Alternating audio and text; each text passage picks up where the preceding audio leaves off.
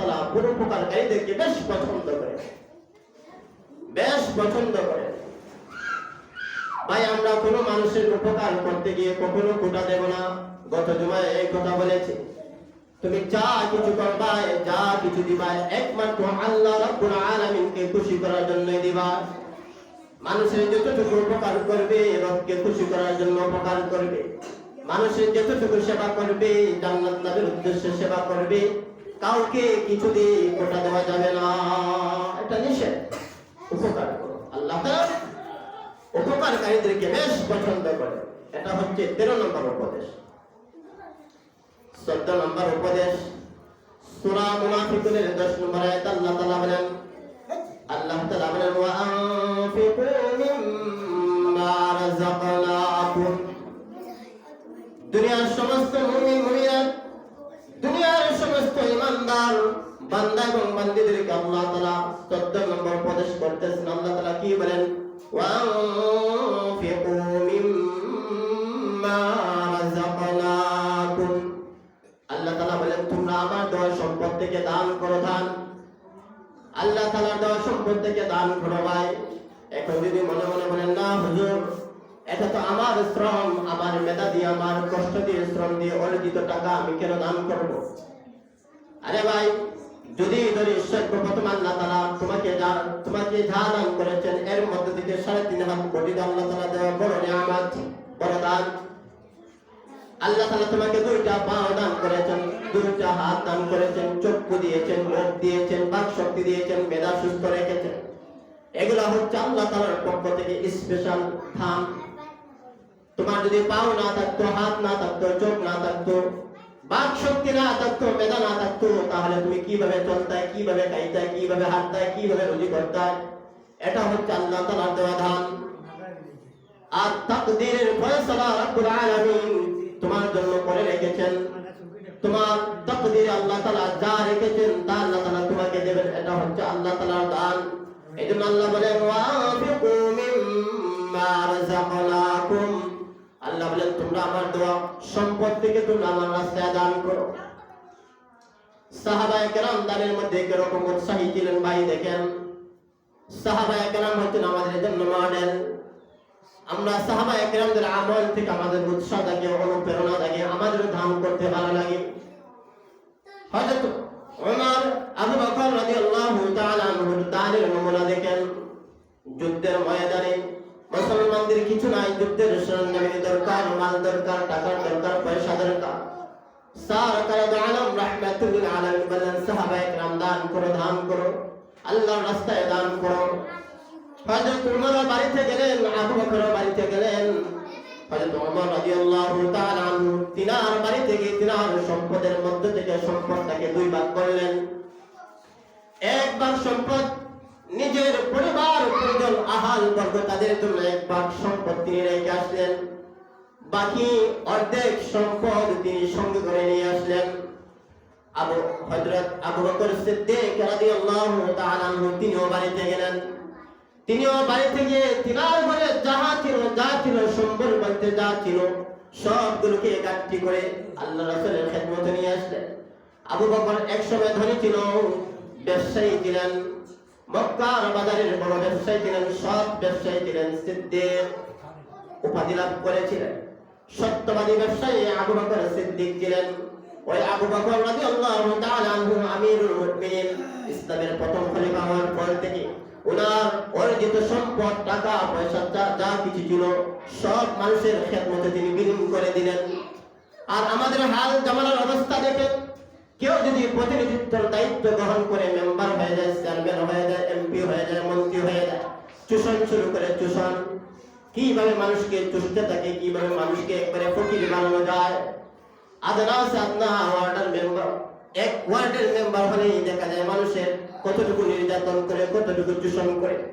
আরে ভাই সরকারি একটা বাতার নাম নিতে হলে 5,000 টাকা নিয়ে জালিমও করে। এরা প্রতিনিধিত্বের দায়িত্ব গ্রহণ করে। আর আবু বকর সিদ্দিক রাদিয়াল্লাহু তাআলা আনহু মুসলিম জাহানের প্রথম খলিফা হওয়ার পর উনি যখন মুসলমানদের দায়িত্ব ওনার গাড়ে বহন করে ফেললেন, আমির হয়ে গেলেন, আমিরুল মুমিনিন হয়ে গেলেন, খলিফা হয়ে গেলেন, তখন ওনার ব্যবসায়ী, ওনার সম্পদ, টাকা পয়সা পয়সা সব কিছু মানুষের খেদমতে তিনি বিলীন করে দিয়ে ফকির হয়ে যান। এই সেই আবু বকর তিনিও বাড়িতে আইসা তিনার ঘরের মধ্যে যা কিছু ছিল, যা কিছু সম্পদ বলতে পারি যা কিছু ছিল সবগুলাকে গাঠি বানলেন। গাঠি বেঁধে সরকারে দু আলমের খেদমতে তিনি নিয়ে গেলেন। আল্লাহর রাসূল ওমরকে বললেন, হে ওমর, কি নিয়ে আসছো, কতটুকু নিয়ে আসছো তাও না।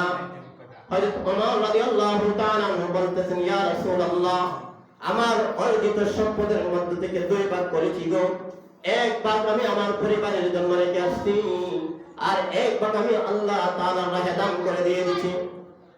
এবার সরকারে দু আলম রাহমাতুল লিল আলামিন হযরত আবু বকর সিদ্দিক রাদিয়াল্লাহু তাআলা আনহুকে বললেন, হে আবু বকর, তুমি কি নিয়ে আসছো? আবু বকর সিদ্দিক রাদিয়াল্লাহু তাআলা আনহু বলতেছেন, ইয়া রাসূলুল্লাহ, আমার ঘরের মধ্যে সম্পদ বলতে যা ছিল সবটুকু আমি আল্লাহর রাস্তায় দিয়ে দিলাম। সরকারে দু আলম বললেন, বুঝলাম তোমার অর্জিত সম্পদ করে যা ছিল সব আল্লাহর রাস্তায় দান করে দিয়েছো। তোমার পরিবার পরিজনদের জন্য ঘরের মধ্যে কি রেখে আসছো? কি চমৎকার জবাব, কি চমৎকার জবাব, কি চমৎকার জবাব। আবু বকর বলেন, ইয়া রাসূলুল্লাহ, আমি আমার ঘরে আল্লাহ এবং তার রাসূলকে রেখে আসছি। এই ছিল সাহাবায়ে কেরামদের দানের নমুনা। এজন্য আল্লাহ বলেন, ওয়া আনফিকু মিম্মা রাযাকনাকুম, ওরে আমার বান্দা বান্দিরা, আমি তোমাদেরকে যা দিয়েছি সম্পদ যা আছে আমার দেওয়া সম্পদ থেকে তোমরা আমার রাস্তায় দান করো। হাদিস শরীফে আল্লাহ রাসূল বলেন, আস-সাদকাতু তারুদ্দুল বালা, যদি দান করো, দানের কত উপকারিতা। দানের প্রথম নম্বর উপকারিতা হলো দানের মাধ্যমে তুমি তোমার সম্পদকে পরিষ্কার করতেছো, পবিত্র রাখতেছো। দানের অনেক উপকারিতার মধ্যে একটা উপকার হলো, সরকারে দু আলম বললেন, তুমি যদি আল্লাহর রাস্তায় দান করো, আল্লাহ তাআলা তোমার অর্জিত সম্পদকে বৃদ্ধি করে দেবে, বাড়িয়ে দিতে থাকবে, বাড়তেই থাকবে, কমবে না।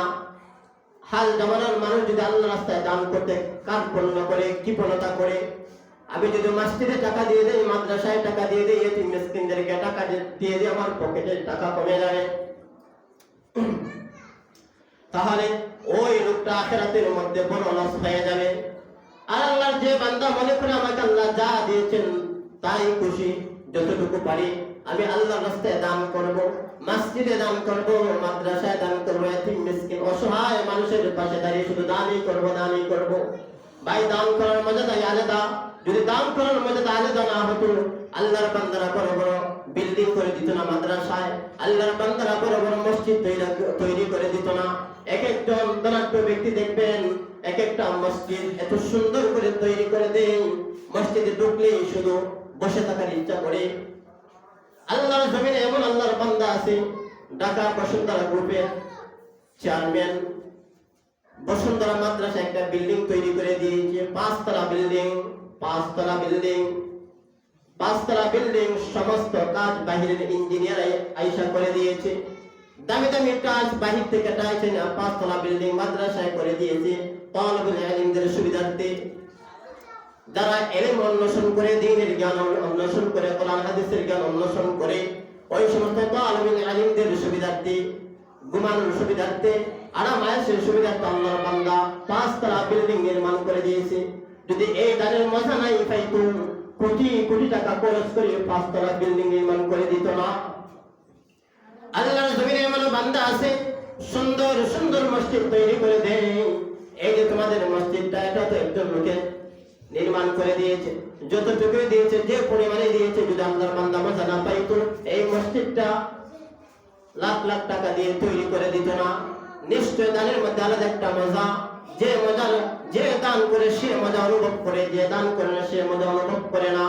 এই জন্য আল্লাহ রাব্বুল আলামিন বলেন, ওয়ানফিকু মিম্মা রাযাকনাকুম, ও আমার বান্দা বান্দিরা, আমার দেওয়া সম্পদ থেকে আমার রাস্তায় দান করতে থাকো।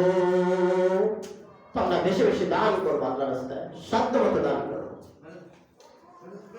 তাহলে 11 নম্বর উপদেশ হচ্ছে ওয়াতাওয়াক্কাল আলাল্লাহ, সর্বাবস্থা আল্লাহর উপর ভরসা রাখতে হবে। 12 নম্বর উপদেশ, কুল্লু নাফসিন যায়কাতুল মাউত, প্রত্যেক প্রাণীকে মৃত্যুর আস্বাদন গ্রহণ করিতে হবে। 13 নম্বর উপদেশ, ওয়া আহসিনু ইন্নাল্লাহা ইউহিব্বুল মুহসিন, পরোপকার করো, কারণ আল্লাহ তাআলা পরোপকারকারীদেরকে বেশ পছন্দ করেন, বেশ ভালোবাসেন। 7 নম্বর উপদেশ, ওয়ানফিকু মিম্মা রাযাকনাকুম, আল্লাহ তাআলা দেওয়া অর্থ সম্পদ থেকে আল্লাহর রাস্তায় বেশি বেশি করে দান করো। আল্লাহ তাআলা আমাদের প্রত্যেককে আজকে যতটুকু আলোচনা করেছে এর উপর আমল করার তৌফিক দান করুন, সবাই বলে আমিন।